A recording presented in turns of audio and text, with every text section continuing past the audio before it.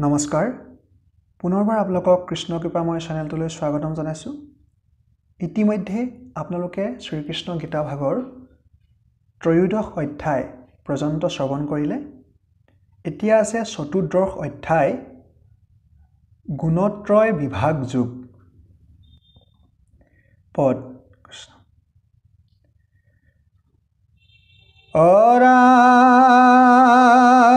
মোৰ হৃদয়ৰ গুৰু কৃষ্ণ কসুমৰু চৰণত ধৰি কোটি নমস্কাৰ কৰোঁ। গোচৰে কৰোঁ হেৰা দণ্ডৱত কৰোঁ। কোন বুদ্ধি কৰি ঘূৰ সংসাৰ তৰো। তোমাক নস্মৰো অৰ্থ সঞ্চয় কৰোঁ। ভাৰ্যা পুত্ৰ সংগ কৰোঁ শিষ্ণু দৰ ভৰোঁ। জন্ম মৃত্যু হৈয়া পুনু দুখ পাই নেদেখো পায়য়ান তোমাত বিনাই। মৰুতি নিতাপে পৰি দিওঁ পদ ছায়া।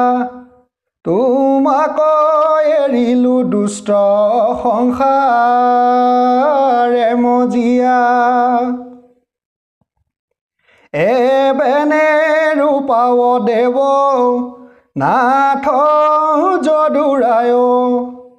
চাৰি মায়া বন্ধন চৰণে কৰোঁ দায়। কৃপালু দয়ালু স্বামী তুমি অন্তৰ্যামী। নিচ মন্দমতি কামী অপৰাধী আমি। কৰোঁ প্ৰণিপাত পৰি ত্ৰাহি জগন্নাথ।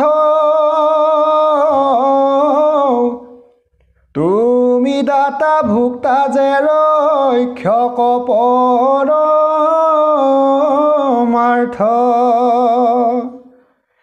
এবেহে নকৰা নাথ দেৱ দামোদৰ। মূৰকেশে ধৰি নিয়া পদে বন্দী কৰ। তুমি বিনে মই যেন নজানো আন। শৰণে পখিলো ৰক্ষা কৰা ভগৱান।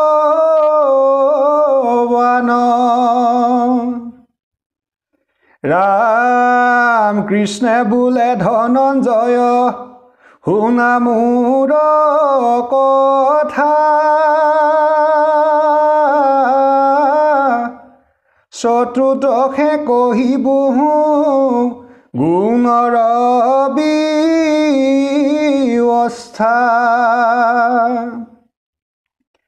পূৰ্বে কহিলো ত্ৰয়োদশ অধ্যায়ত প্ৰকৃতি পুৰুষ যোগে চৰাচৰ যত।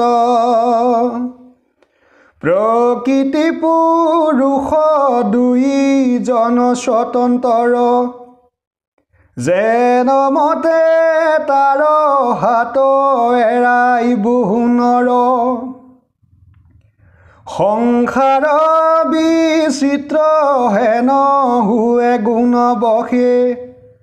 তাহাকে প্ৰপঞ্চি কৰি বহু চতুৰ্দশে।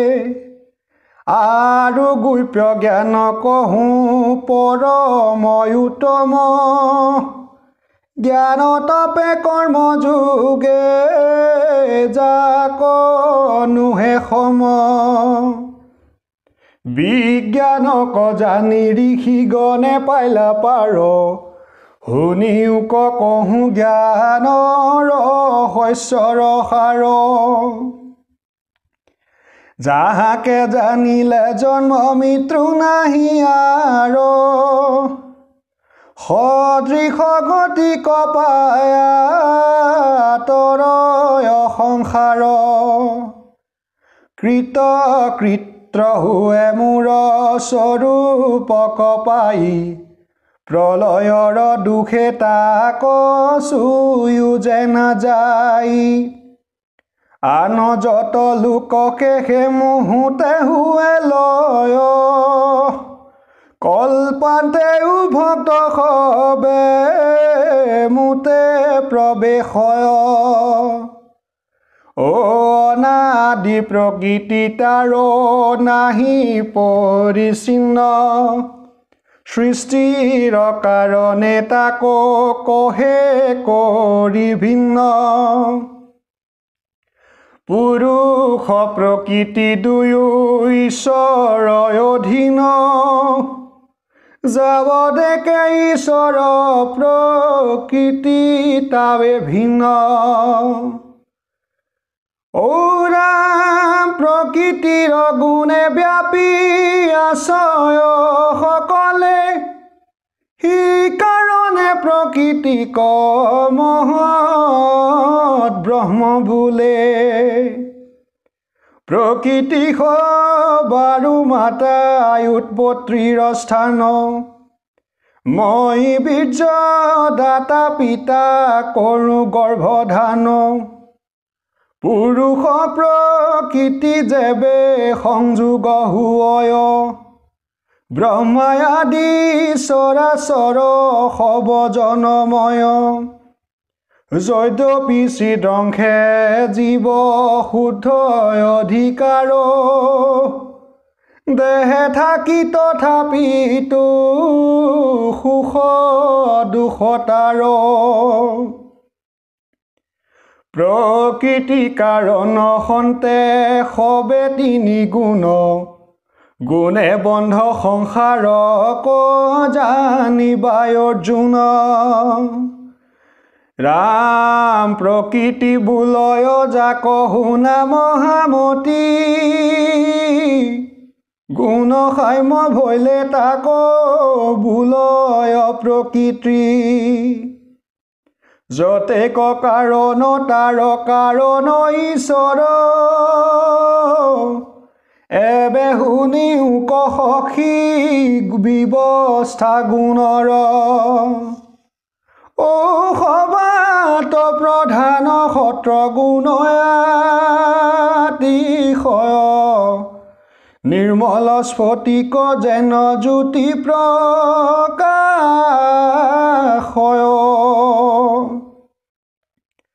সত্ৰ গুণে সত্ৰ শুদ্ধি কৰে পুৰুষৰ জ্ঞান ভক্তি দুহাংকুশাধয় নিৰন্তৰ নাহি উপদ্ৰৱ তবু সত্ৰ গুণ জৰি জ্ঞান পথে সুখ সংগে বান্ধে দৃঢ় কৰি কৰ্ম পৰ সুখময় ঘূৰৰ যুগুণে ভোগয় সূৰ্যক সাধে বিষয় কমনে দুখ কৰ্মে বদ্ধ হৈয়া ৰজুগুণে নৰে ৰাত্ৰি দিনে সংসাৰত কৰ্ম কৰি মৰে যেন লভে মৎস্য বৰশীৰত উপসাই বৰশীৰ বেদনা দুখে পাছে প্ৰাণ যাই হে হিমতে ৰজুগুণ দুখ কৰ্ম পথ অল্প দুখ ভোগয় অৰ্থে পৰে নৰকত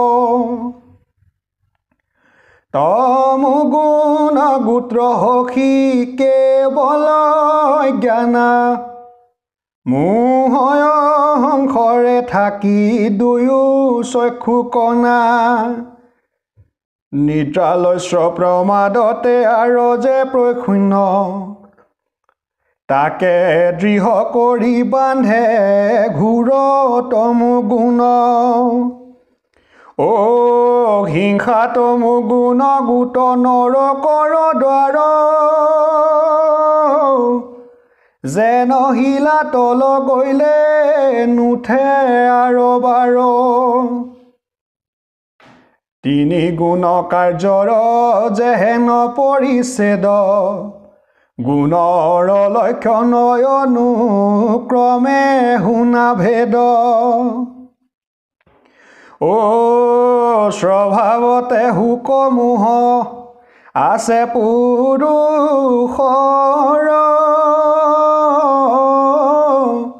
তভু দুখ খন্দি সত্ৰ গুণ সুখ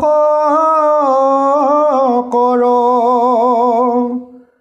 ৰজু গুণে কৰ্ম কৰে সুখ বাঞ্চি নৰ সুখৰ নাহি কেলেশ দুখ ঘূৰতৰ ৰাত্ৰি দিনে তমু গুণে হিংসা কৰ্ম কৰে যেন এক কণাই অন্ধ কূপে পৰি মৰে ও মহাজনে উপদেশ দেয় পাকে পাজাকে কৰ্ণে নুশুনয় আৰু মন্দ বোলে তাকে ও তিনি গুণ কাৰ্যৰ কহিলোক ভাবে ভাবে এবে শুনা যেন মতে গুণ মকাৱে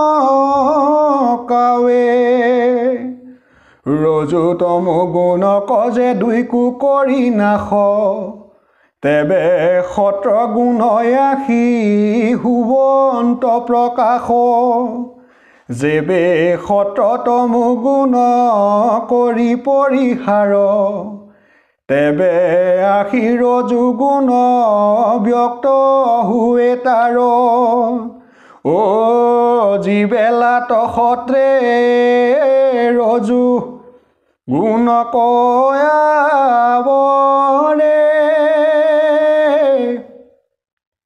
তেবে তমু গুণ আশী বেককে ন কৰে